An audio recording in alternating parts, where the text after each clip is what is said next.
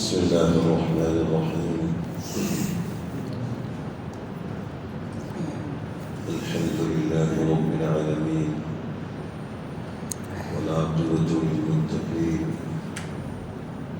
والصلاة والسلام على سيد الأولين والآخرين محمد وآله وأصحابه أجمعين، أما بعد. قال الله سبحانه وتعالى: أعوذ بالله من الشيطان الرجيم. يا أيها الذين آمنوا كتب عليكم الصيام كما كتب على الذين من قبلكم لعلكم تتقون. صدق الله العظيم.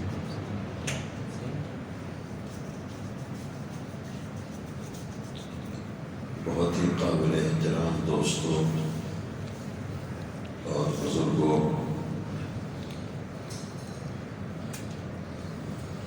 روزہ رکھنے والے، قابل قدر ایمان سے نوازے جانے والے لوگوں، آج کے خطاب میں یہ سمجھنے کی کوشش کرنی چاہیے اور یہ بات آپ تک پہنچانے کی میں فکر کروں گا کہ ہم یہ سمجھ سکیں کہ اس مہینے سے مکمل فائدہ اٹھانے کی شکل کیا ہے اور 100% نقصان سے بچنے کی کیا ترتیب ہوگی۔ ماہ مبارک سے مکمل فائدہ ہے، ذرا بھی کوئی فائدہ ہماری گرفت سے باہر نہ جانے پائے اور پورے مہینے میں ہمیں کوئی نقصان کا سامنا نہ ہو۔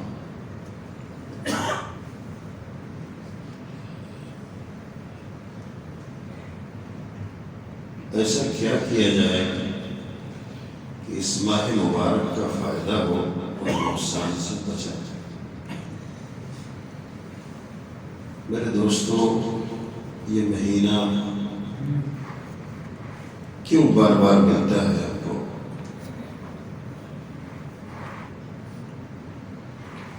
اس سوال کا جواب مل جائے تو یہ سارے مسائل حل ہو جائیں گے۔ اصل میں اللہ تبارک و تعالیٰ کی ایک صفت ہے الرحمن الرحیم، اور یہ صفت بار بار دہرائی جاتی ہے۔ بسم اللہ میں بھی ہے اور سورہ فاتحہ میں بھی ہے، اور اس کا ترجمہ ہمارے قابل علماء نے یہ کیا ہے: اللہ پاک کی ذات وہ ہے جو بہت مہربان، نہایت رحم کرنے والے ہیں۔ اور محی السنہ حضرت شاہ ابرار الحق صاحب رحمۃ اللہ علیہ نے اس کی تھوڑی سی اور وضاحت یوں فرمائی ہے کہ بہت مہربان ہیں، اس لیے بڑے بڑے گناہ کو توبہ کرنے سے معاف کر دیتے ہیں۔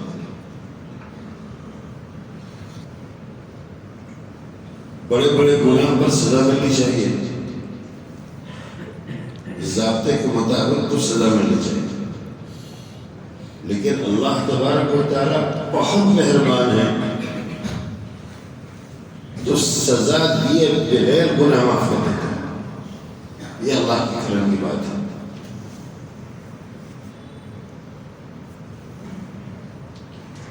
اور نہایت رحم کرنے والے ہیں، معاف کر کے انعام سے نواز دیتے ہیں۔ تو اس صفت رحمان اور رحیم صفت رحمانیت اور رحیمیت کا ظہور. اللہ رحمان ہے، رحیم ہے، اس کا پتہ کہاں چلے؟ اس کا پتہ بتانے کے لیے بہت ساری شکلیں اللہ نے پیدا کر رکھی، ہزاروں شکلیں.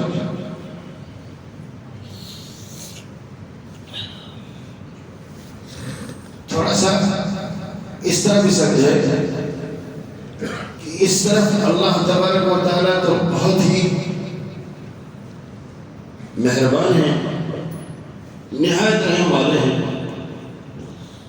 اور دوسری طرف کیا ہے؟ الا کلکم خطاؤون.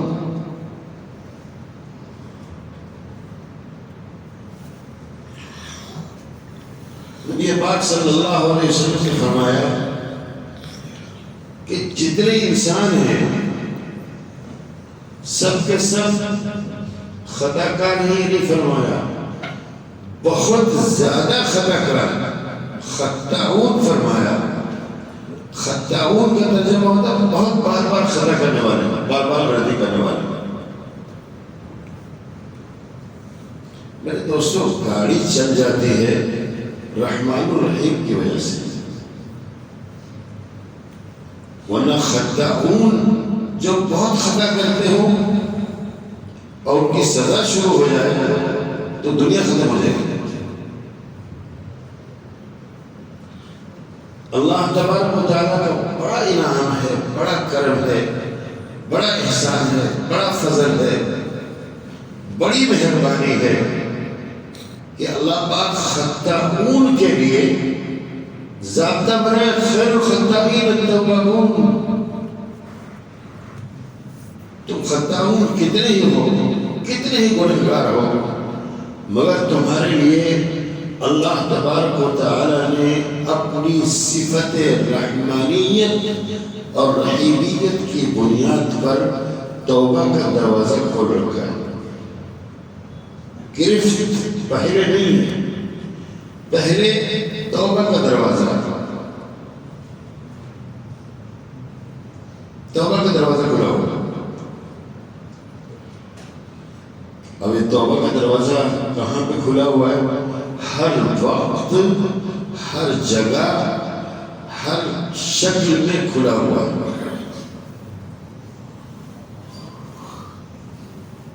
اور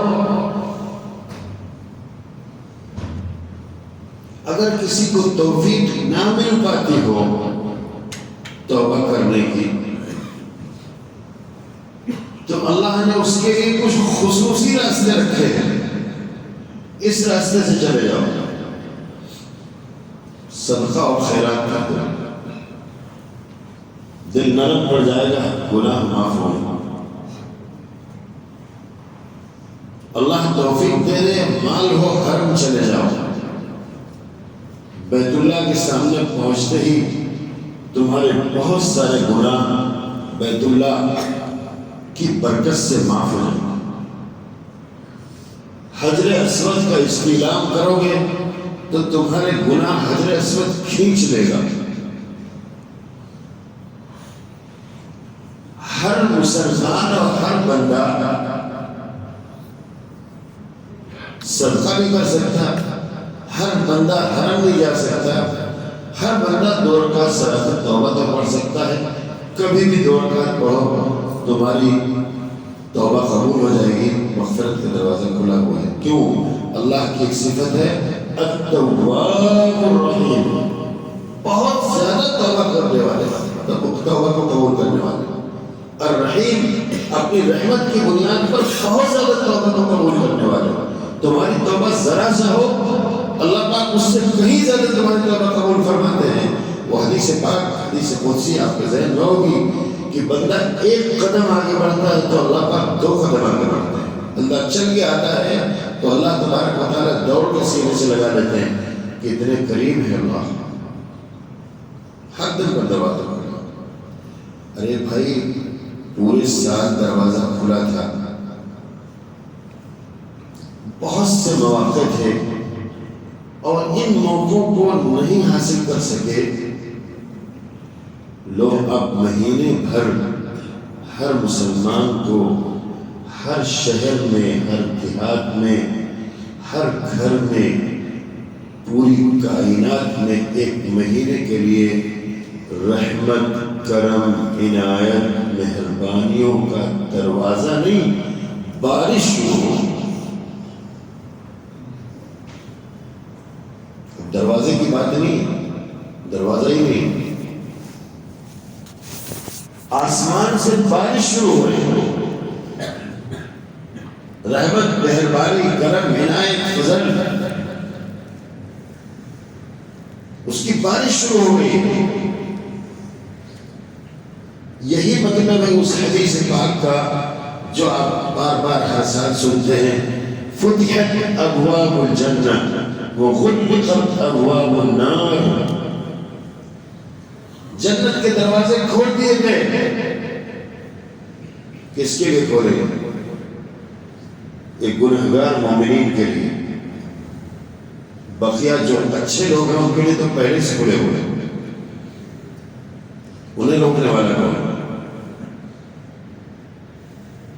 جہاں جنت کے دروازے کھول دیے گئے، اور حدیث پاک کے الفاظ میں جہنم کے دروازے بند کر دیے گئے۔